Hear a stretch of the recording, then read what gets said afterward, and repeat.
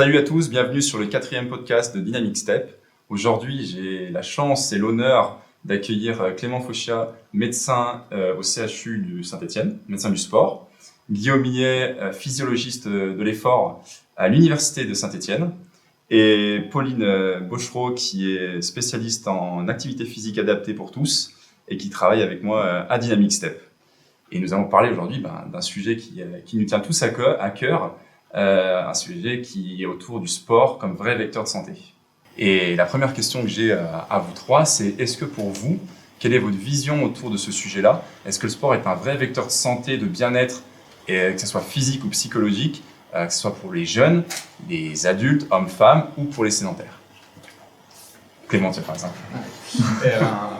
Évidemment, moi, ma position en tant que médecin, c'est oui, évidemment, le sport est un très très grand vecteur de bien-être, de santé dans tous les sens du terme, et même au niveau médical, maintenant, on connaît maintenant tous les bienfaits de l'activité physique et du sport, donc oui, sans hésiter.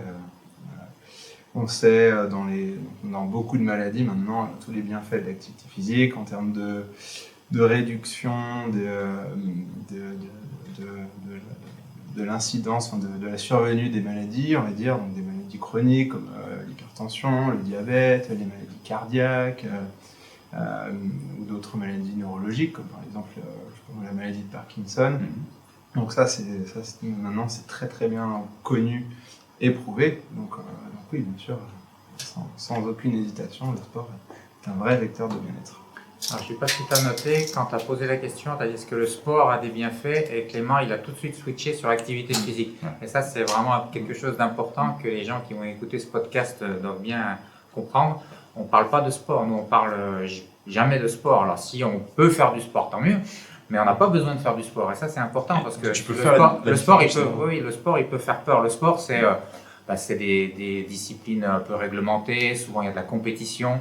Donc des personnes qui sont sédentaires, qui peuvent être âgées, qui ont peut-être été malades, elles se disent non, mais moi, ok, j'ai fait du sport avant, mais maintenant je ne peux plus faire de sport. Non, c'est pas ça qu'on veut. Ce qu'on veut, c'est que les gens ils soient actifs, qu'ils fassent l'activité physique. Et la définition de l'activité physique, c'est simplement augmenter sa dépense énergétique au quotidien. Et donc la marche, le jardinage, le bricolage, peler la neige, couper du bois, tout ça, ça fonctionne très bien. On n'a pas besoin de jouer au foot dans un club. Je suis parfaitement d'accord avec toi. Et c'est très bien de faire la différence, justement.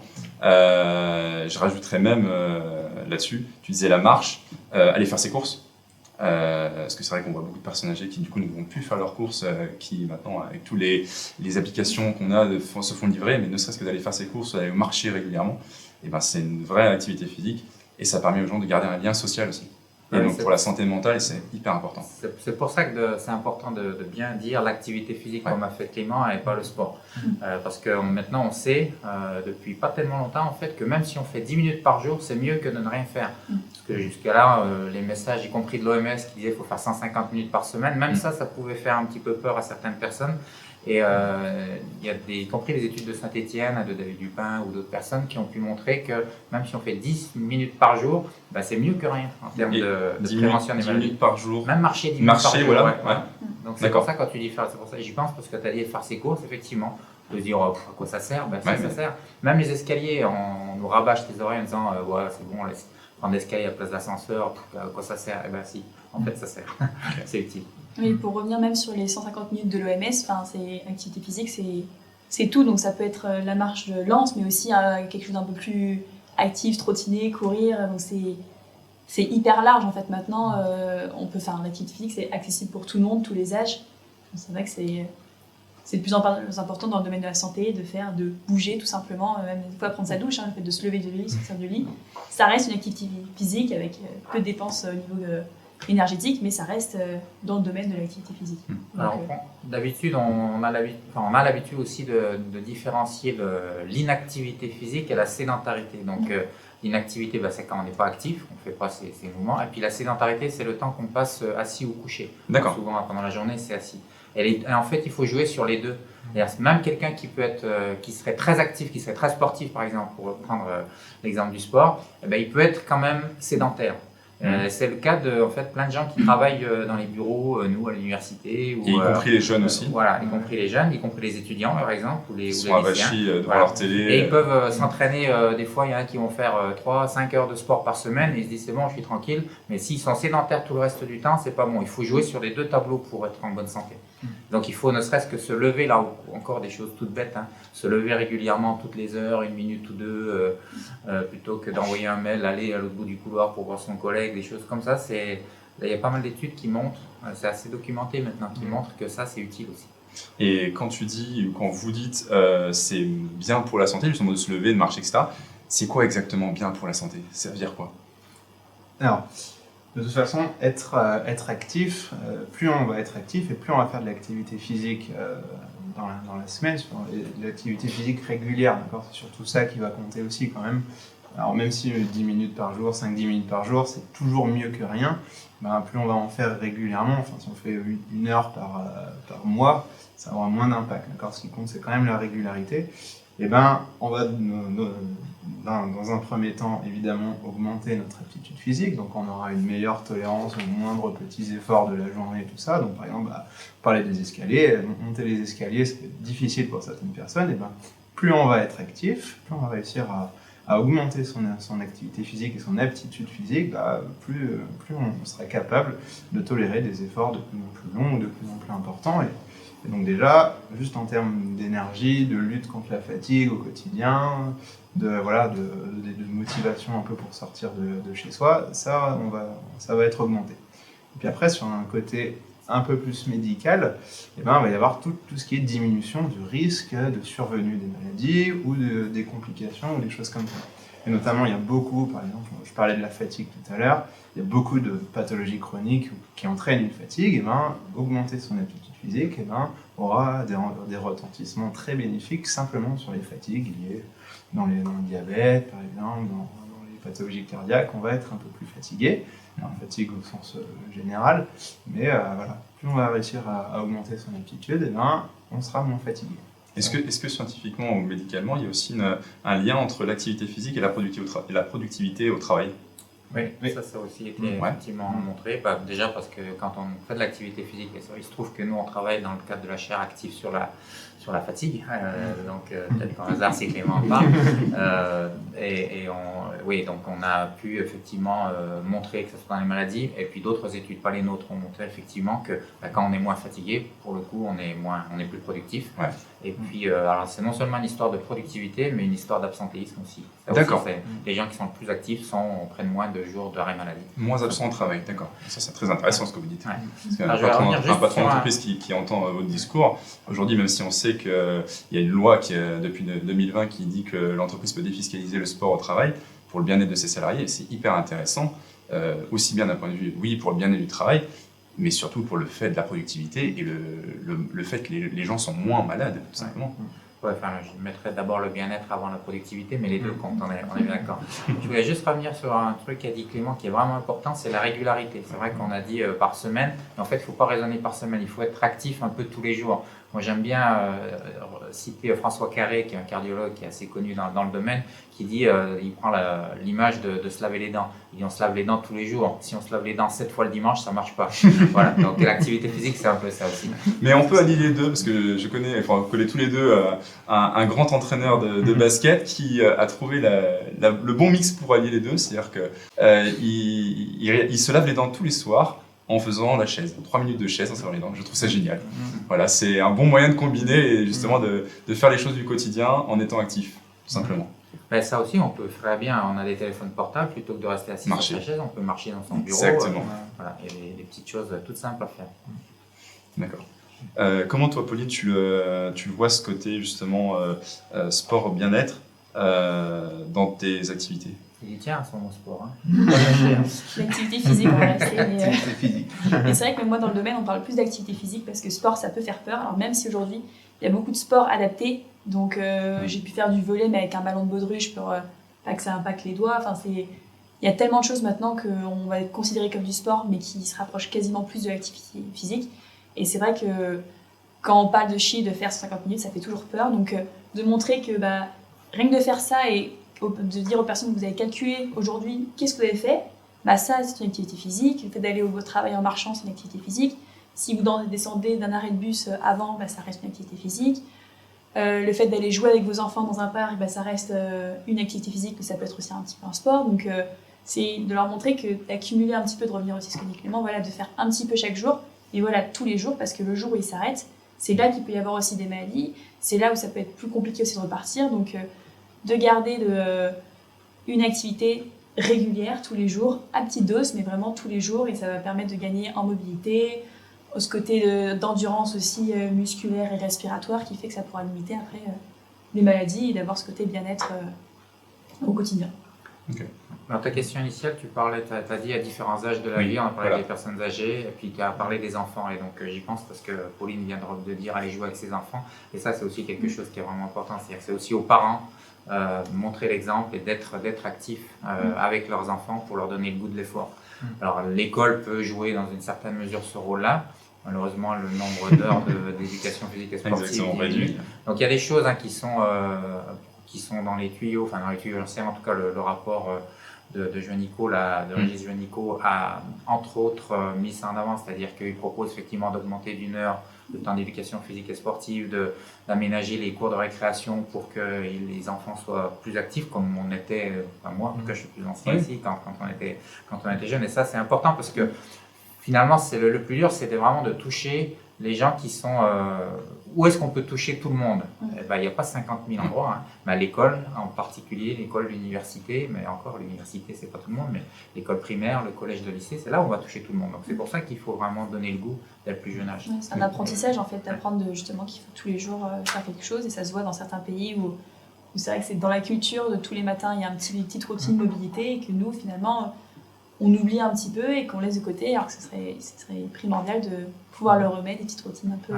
alors que ce soit même des routines, ou même il y a des pays où tout le cursus supérieur est même un très gros axe sur le sport, le sport en compétition et tout ça, mais où les grands sportifs ont des bourses, ont des... alors je parle des États-Unis par exemple, parce que c'est l'exemple le plus connu, mais... mais là, tu parles du sport élite, c'est encore un peu différent. Je parle du sport élite, mais est-ce qu'aujourd'hui, scientifiquement, il y a une corrélation entre les habiletés motrices et le sport qui a été réalisé chez les jeunes, et derrière, la diminution de différentes pathologies, peut-être de maladies chroniques qui peut arriver plus tard?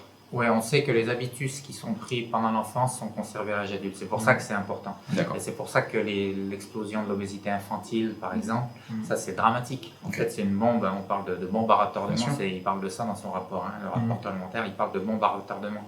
Et c'est la vérité. Je pense que les politiques ont vraiment sous-estimé, en tout cas en France, ont vraiment sous-estimé ce problème. On peut dire, c'est tout ce qu'on dit, c'est de l'amusement, et puis la vraie médecine, c'est pas ça, la vraie médecine, c'est soigner les gens. Donc, qu'est-ce que vous nous embêtez avec votre activité physique? Mais quand on dit ça, c'est qu'on n'a absolument rien compris. C'est la base, c'est la prévention. C'est une vraie politique de prévention. Le sport est une vraie politique de prévention. L'activité physique. L'activité physique. Je vais y arriver à la fin. Mais parce que pour moi, la vision du sport, pour moi, elle est adaptée à tous, et que pour moi, ne serait-ce que marcher ou aller faire ses courses, c'est du sport déjà.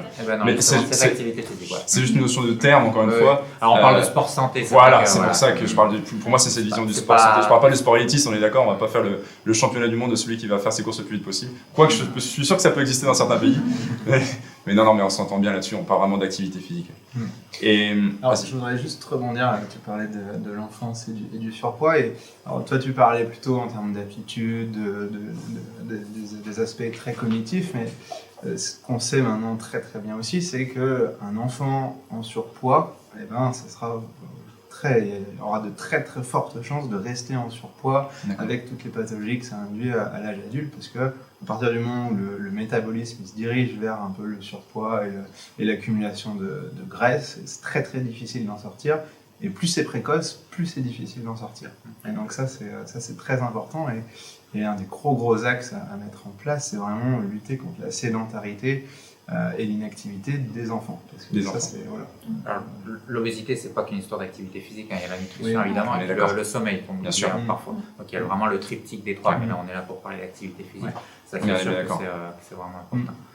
Et puis l'activité physique, alors on parle d'obésité, mais pour les enfants, c'est important, pas pas que pour ça, c'est Non. important aussi pour, c'est un bon moyen d'avoir des relations sociales quand on fait du sport pour le coup, plutôt que de l'activité physique. Et puis d'un point de vue cognitif aussi, c'est hyper important. On sait très bien que Pour les tout ce qui est enfants qui sont le développement plus des actifs habilités, sont aussi tout meilleurs sur le simplement. plan académique. Et Exactement. c'est pas seulement une histoire de parce que, ok, ils sont plus actifs, ils sont dans des familles un peu aisées, etc. On sait que l'activité physique est vraiment bonne pour le cerveau. Et ça encore à tous les âges. Il y a plein d'études, il y en a en tout cas plusieurs, et elles vont toutes dans le même sens, qui montrent que non seulement quand on est plus actif, en plus de l'école, on est meilleur à l'école, mais que même si on remplace des matières académiques par de l'activité physique, on est meilleur sur le plan académique. D'accord. Voilà. Et ça, c'est les études qui remontent de... C'est pour ça que je parlais du rapport parlementaire, j'espère qu'il ne va pas être enterré, parce que c'est des études qui remontent de 76 à 76. D'accord. Donc, c'est toutes ces données-là, ce dont on parle, ce sont des choses qui sont connues depuis des décennies maintenant. Et voilà, on a... Connu mais tu justement. Et Ouais, c'est très intéressant de le mettre au bout du jour. C'est les politiques qui doivent s'en emparer et qui commencent à s'en emparer. Alors en France, on n'est pas spécialement en avance. Moi, j'ai travaillé au Canada, j'ai vécu quelques mois en Australie. On a pas mal de retard par rapport à ces pays-là. On est bien d'accord. Et là, c'est en Scandinavie aussi. Sur le développement du jeune, on est bien d'accord là-dessus. Et est-ce que là, on a parlé du jeune, on a parlé un peu des sédentaires sur les personnes plutôt âgées. Sur les personnes, on va dire classiques, enfin classique c'est un grand mot, mais de 30 à 50 ans, est-ce que pour vous, vous voyez une différence entre les hommes et les femmes sur leur aptitude ou sur leur accès à l'activité physique et sur des différentes pathologies que vous pouvez retrouver dans vos métiers? Alors sur les femmes, je dirais que il y a un aspect peut-être clé pour lequel c'est vraiment important que les femmes soient aussi actives et notamment des sports un peu à impact. Donc par exemple pas la natation ou le vélo, c'est pour les histoires d'ostéoporose. D'accord. On sait qu'elles sont plus touchées quand elles sont plus âgées par ces problèmes d'ostéoporose. Mais malheureusement, les femmes sont en moyenne moins actives que les hommes. D'accord. Ouais, ouais. Et qu'est-ce que tu appelles justement, qu'est-ce que tu recommandes en termes d'activité physique? Tu disais des activités physiques à impact. Tu penses à quoi par exemple? La marche, la course. La marche, la course. La marche, la course et le renforcement musculaire. Et le renforcement musculaire. Tout à fait. Ok. Et chez les hommes du coup? Chez les hommes, on a déjà parlé le plus important a été dit par Clément, de la prévention des maladies chroniques. Ça, c'est clé. C'est tellement clé qu'il y a très peu de maladies ou d'exemples où l'activité physique n'a pas un impact positif. D'accord. C'est exceptionnel, même, je ne suis même pas sûr qu'il y en ait vraiment. Voilà, donc ça devrait être obligatoire d'avoir un certificat médical pour ne pas faire de sport. C'est l'inverse d'actuel. Ben, je vais rebondir directement, tu me lances une perche, je vais rebondir dessus. J'aimerais avoir votre avis en tant qu'expert du domaine sur tout ce que justement un certificat médical ou prescription pour faire de l'activité physique. Et je vais plus loin, est-ce qu'on peut aujourd'hui parler du sport comme un vrai médicament? Alors, la réponse est oui, clairement, elle a un très très grand oui maintenant. Alors, le sport sur ordonnance, c'est assez récent, maintenant, ça fait depuis quelques années que ça a été mis en place. L'idée, c'est vraiment de lutter contre toutes les pathologies chroniques en essayant d'ajouter, disons, la case activité physique, la case sport adapté, on va dire, au traitement des maladies chroniques. Est-ce que vous pouvez juste définir ce que c'est maladie chronique? Parce que ça se trouve, des personnes qui ont des maladies ne savent pas qu'ils ont accès à ces prestations-là, justement. Alors, maladie chronique, c'est vraiment un terme très très large. Ça va concerner toutes les maladies qui vont plus ou moins graves, qui vont évoluer dans le temps. D'accord. Après, la prescription vraiment d'activité physique adaptée, en tout cas dans le cadre légal de cette loi et de ces principes-là, elle va concerner que les patients qu'on appelle en affection longue durée, en ALD, les fameux, donc qui sont des pathologies chroniques, donc qui vont évoluer, qui évoluent dans le temps, à risque de complications, qui peuvent avoir souvent, qui évoluent de façon assez grave dans le temps, si on les laisse évoluer. Et il y a aussi une notion de coût, c'est-à-dire que c'est des pathologies qui ont nécessité des traitements ou des bilans ou des suivis très réguliers qui vont avoir un coût. Et dans ce cas-là, c'est des pathologies qui sont prises en charge à 100% par la Sécu actuellement. Et voilà, donc cette prescription d'activité physique, pour l'instant, elle ne concerne que ces personnes-là. T'as des exemples de pathologies? Alors, juste pour que les gens en fait, qui nous écoutent soient vraiment... C'est des grandes pathologies très connues. J'adore. C'est aussi simple que ça. Même la sédentarité. Un sédentaire, c'est un futur mal. Voilà. Avec moi, j'en suis persuadé. Hein. La question, c'est... Il n'y a pas que toi, c'est tellement évident que c'est même pas... Mais comme l'obésité, comme on en discutait tout à l'heure, des jeunes obèses sont des futurs... Enfin, c'est même sûr, sont des futurs malades. Alors pour l'instant, il y a une liste assez précise. Ça va être tout ce qui va être, par exemple, les cancers, les suites d'un infarctus cardiaque, les post-AVC, les maladies de Parkinson, voilà, c'est des choses Diabète comme de ça. type 2 aussi. Les diabètes de type 2 aussi. Okay. Donc tu parlais de sport comme un médicament, Ouais. Oui, moi je suis assez d'accord. Alors c'est vrai qu'on peut se battre sur les termes ou pas, mais en tout cas, en plus c'est un bon médicament parce qu'il a peu d'effets secondaires. Il en a quelques-uns, mais très peu par rapport à la majorité des Disons qu'ils médicaments. sont très limités si tu es bien encadré. Voilà, c'est ça. Voilà. En plus, on peut y faire quelque chose. Mais donc, le fait que ce médicament fonctionne, ça on le sait depuis, on l'a dit déjà depuis des années. Une des premières études, ou peut-être même la première étude qui montre vraiment directement les effets bénéfiques de l'activité physique sur la santé, c'est de quand elle date? Elle date de 1950. Ah oui. Voilà, donc ça fait 70 ans maintenant. J'étais même pas né. Comme quoi. Même moi, je n'étais pas né. Je suis pas sûr qu'on soit même. Et donc ça, on Ah, sait. beau. Et depuis, il y a eu des centaines et des milliers, pour pas dire des dizaines de milliers, sûrement même d'études qui ont pratiquement toutes dans le même sens. Non, la question maintenant, c'est pas est-ce que ça fonctionne, c'est comment on fait pour l'optimiser, c'est-à-dire quelle est la posologie de ce médicament-là, de l'activité physique. Donc quelle dose, pour qui, quel type d'activité physique.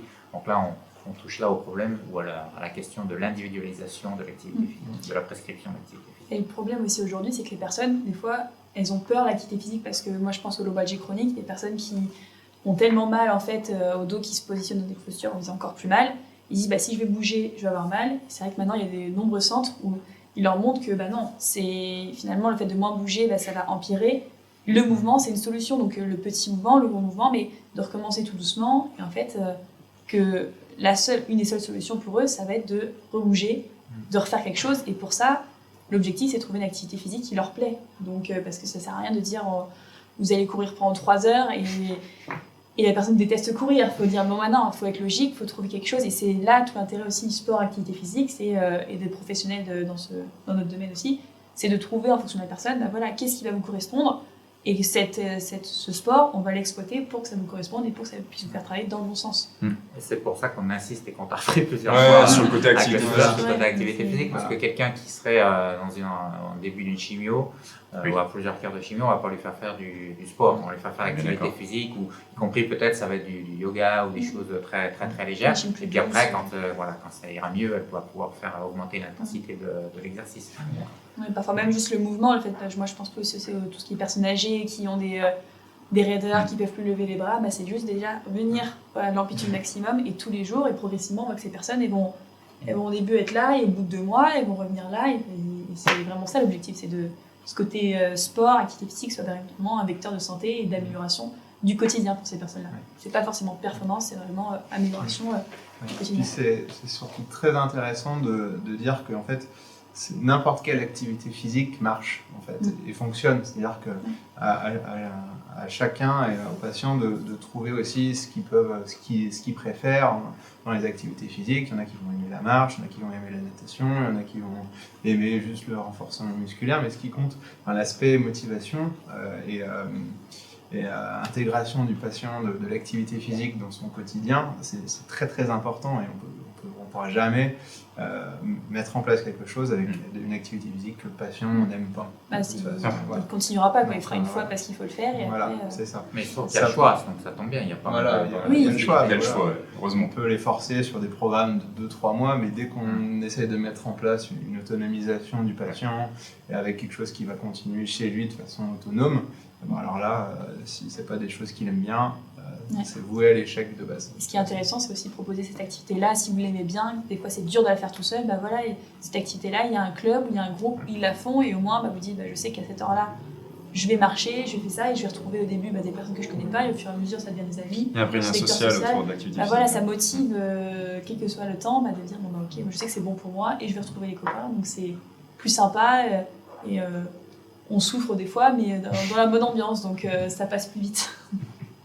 Et est-ce qu'aujourd'hui, on a des... Alors j'imagine qu'on a des chiffres sur l'impact de l'activité physique sur certaines maladies chroniques. Je prends l'exemple du cancer ou du diabète de type 2. Est-ce qu'on est en capacité de dire, grâce à cette activité physique-là, la personne a une rémission plus rapide ou voilà, est-ce qu'on a des chiffres Alors, on concrets? a des chiffres sur la prévention primaire, donc combien de chances en moins on a d'éviter d'avoir un cancer quand on est actif. Et ça représente... Alors ça dépend des cancers. Alors il se D'accord. trouve que l'activité physique en prévention primaire n'est pas... c'est un des rares cas où, alors c'est une drogue un médicament magique, mais quand même qui ne fonctionne pas sur tout. Il y a certains cancers où être actif, ça ne prévient pas le cancer. D'accord. Mais il se trouve que les principaux cancers du sein, cancer du côlon, prostate, sont, quand on est actif, on a entre 30 et 50% de chances en moins c'est quand même d'avoir énorme. un cancer. C'est quand même Ouais, énorme. c'est énorme. Et puis après, bien sûr, l'activité physique, en fait, a un rôle, alors pas évidemment le même type d'activité physique, on va y en parler, à tous les stades de la maladie. C'est-à-dire qu'au début, quand tu es dans les cures très agressives, ça aide à tolérer le traitement, ça aide même, certaines études montrent que ça peut aider à l'efficacité du traitement. D'accord. Ça aide à lutter contre la fatigue, qui est on en a déjà parlé un petit peu tout à l'heure, qui est le symptôme numéro 1 dans le cancer, mais dans plein de maladies chroniques. Et donc l'activité physique aide aussi à lutter contre la fatigue pour des raisons sur lesquelles on pourra revenir si tu veux, mais qu'il y en a qui sont aussi diverses et variées. C'est pas qu'une histoire de forme physique. Par exemple, ça peut jouer sur le sommeil, ça aide à avoir un meilleur moral quand on a le cancer, c'est important. Donc voilà, il y a vraiment beaucoup de choses. Et puis après, ça aide en prévention tertiaire, ça évite d'avoir de nouveau cette maladie. Un cancer par exemple. Donc bref, c'est magique. Et même moi je pense au cancer du sein où c'est vrai que on peut perdre beaucoup de mobilité parce qu'on dit au début certains disent qu'il ne faut pas trop bouger et finalement il faut juste pas forcer.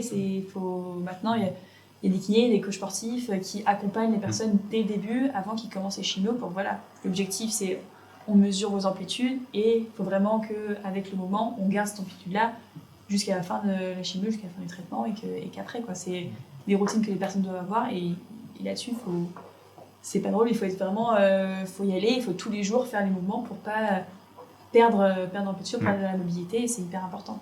Et aussi concernant tout ce qui est diabète de type 2, AVC, est-ce que vous avez des chiffres un peu sur l'impact justement de l'activité physique dessus? Alors, on est un tout petit peu plus faible que pour les cancers notamment, mais ça reste des pourcentages qui sont très très élevés. Alors, par exemple, dans le diabète de type 2, on sait que être actif, c'est une diminution de 20 à 25% à peu près, notamment même dans la survenue du diabète. Alors, je parle même pas des complications liées au diabète où il y a une liste longue comme mon bras de complications avec ce diabète. Donc juste réduire de 20% ce risque de survenue simplement, c'est déjà énorme. Dans l'AVC, on est à peu près pareil. D'accord. À 20-25%. Alors, dans l'AVC, il faut juste préciser, il y a deux types d'AVC, notamment il y a des AVC qui sont dits hémorragiques, où on va se mettre à saigner dans la tête, et des AVC qui sont dus à plutôt des artères dans le cerveau qui vont se boucher. Donc après, c'est deux types en fait, qui sont totalement différents en termes de... Mais quoi qu'il arrive, l'activité physique est très utile pour les deux. Pour les deux. Okay. Pour les deux, mais alors à adapter évidemment. Bien sûr, bien sûr. Évidemment avec le risque hémorragique, le risque lié au traitement et tout ça, bien sûr. Donc on a surtout parlé à l'instant sur le cancer de la prévention primaire, donc le risque de survenue de la maladie. Le traitement. Mais après, c'est surtout le traitement et puis la qualité de vie derrière. Donc c'est vraiment, j'insiste sur le fait de dire, parce que peut-être certaines personnes en nous écoutant pourraient dire ah bah oui mais c'est trop tard, mais non moi je suis malade. Donc non, et c'est pareil à tous les âges de la vie, c'est jamais trop tard qu'on soit malade, qu'on soit pas malade et qu'on soit âgé, c'est jamais trop tard pour se mettre à l'activité physique. Donc il suffit d'adapter, de ne pas vouloir reprendre non plus trop fort ni trop vite. Donc là, Clément pourra vous en parler. Il y a quand même des risques. On a dit qu'il y avait peu de risques, mais ils ne sont pas complètement absents. Mais comme tu l'as justement précisé, si on est bien encadré, bien accompagné, on peut minimiser ces risques. En lien, et ça serait que nous, c'est très important pour nous, professionnels du métier, en contact avec que ce soit les patients ou soit les sportifs ou monsieur, madame, tout le monde, ce qui est très important, c'est d'être en lien avec le corps médical. Ça, je pense que si on a une vraie passerelle aujourd'hui qui, je pense, n'existe pas assez et dans le discours, dans l'échange, c'est pour ça que ce podcast est très intéressant pour nous et j'espère pour vous aussi, c'est de créer un vrai lien pour que la personne derrière qui soit concrètement dans l'activité physique n'ait pas deux discours différents et ne soit pas perdu dans un flou artistique qui peut exister. Oui, il y a les filières à part en STAPS. Voilà, exactement. C'est ce qu'a fait Pauline, si j'ai bien Exactement, compris. ouais. Et voilà, ça c'est idéal pour ce type de public. Sur tout ce qui est, alors je ne sais pas si j'utilise le bon terme en parlant de maladie mentale ou de bien-être psychologique, est-ce que l'activité physique a un rôle dessus? Notamment, on parle beaucoup de burn-out aujourd'hui, ou même je vais aller plus loin sur les maladies mentales telles que tout ce qu'on peut imaginer, schizophrénie, puis d'autres types de maladies mentales. Est-ce que l'activité physique a un vrai impact dessus? Alors, vas-y. Non, vas-y. Alors, en tout cas, ce qu'on sait très bien maintenant, c'est tout ce qui est anxiété, dépression, donc qui vont plutôt liés aux troubles de l'humeur. Alors là, par contre, ça c'est sûr que l'activité physique a de réels bienfaits. Ça permet, il y a des études très, très bien qui montrent que ça permet simplement de diminuer les doses. Alors, ça va pas forcément arrêter complètement, on va pas forcément ne plus être déprimé. Je parle vraiment de la dépression pathologique, oui. Après, la dépression vraiment suivie, avec traitement, qui dure longtemps, pas la dépression qui est due surtout sur un facteur de vie, un facteur social, des choses comme ça, qui dès que ce facteur est pris en charge, après l'humeur s'améliore. Surtout, on va pouvoir vraiment diminuer les doses, et puis au niveau bien-être général, évidemment, qualité de vie quotidienne, oui, là ça va, okay. On va vraiment Les études sont bien documentées aussi sur la maladie d'Alzheimer. D'accord. Il y a beaucoup de choses là-dessus qui montrent que ça fonctionne aussi très bien. Parkinson. Okay. En prévention aussi? Les deux, ouais. Ok. Et combien à peu près, on parlait des chiffres de tout à l'heure? Je ne saurais pas te dire les chiffres, je ne les ai pas en tête. Et pareil que comme quoi ça pourrait réduire l'avancée de la maladie? Oui. Ouais. Ok, donc il y a un vrai impact. Là encore, c'est pas trop tard. Quand c'est très intéressant. Qui a été sédentaire toute sa vie, eh bien, qu'elle se mette à l'activité physique à n'importe quel âge, ça fonctionne. Je dirais même que c'est important parce qu'il y a plein d'activités. L'activité physique, on va travailler sur la motricité fine et justement, on va penser l'activité où ils ont du mal, ça va les faire travailler tout ce qui est équilibre parce que ça règle des gros problèmes. Donc l'activité physique va permettre justement de, même si c'est pas dans leur quotidien, de dire voilà, je suis capable là de passer une haie ou de monter sur un step et sans avoir, j'ai réussi à le faire. Donc ils vont prendre après confiance en eux dans la vie quotidienne pour démonter, les descendre, des escaliers, des choses qu'ils vont eux voir tout le temps. De savoir qu'ils l'ont fait, qu'ils vont lui dire on a fait tout ce tour-là, vous vous rendez compte, ça monte, ça descend. Là vous avez fait 300 mètres, 300 mètres de chez vous, vous pouvez aller au supermarché qui est en face et en fait ils se rendent compte qu'ils ont des compétences et l'activité physique, ça va être ça. Il y a une vraie valorisation de la confiance en soi autour de l'activité physique. Donc si je résume toutes nos discussions depuis tout à l'heure, c'est l'activité physique est adaptée à tous et doit être pratiquée par tous. C'est bien ça. Il y a quelques exceptions, par exemple, il y a des gens qui sont atteints de syndrome de fatigue chronique. D'accord. Alors, ça ne veut pas dire qu'il ne faut pas du tout faire l'activité physique, mais on a certaines personnes, et je crois un assez grand pourcentage, qui font ce qu'on appelle des malaises post-effort. D'accord. Donc il y a d'autres choses. Il y a un autre suivi. Il n'y a quand même pas que l'activité physique dans la vie. Il se trouve que c'est vraiment clé, mais on en a déjà un petit peu parlé tout à l'heure. Et puis après, il y a d'autres thérapies qui peuvent aussi. Mais c'est exceptionnel, c'est vraiment très rare. Mais voilà, je voulais dire que c'était pas non plus 100%. Non, mais il faut le dire justement. Mais voilà, quoi qu'il arrive, et que ça soit qu'on soit jeune, qu'on soit un homme, qu'on soit une femme, qu'on soit une personne sédentaire à n'importe quel âge, l'activité physique est importante. Plus on en fait, mieux c'est. Plus on en fait, mieux c'est. Et mais il faut le faire de façon progressivement. Après, comme disait Clément, il y a la dose idéale, la posologie idéale, puis après, finalement, ce qui compte, c'est de bouger, donc d'aimer sur le long terme, donc on fait ce qu'on aime faire.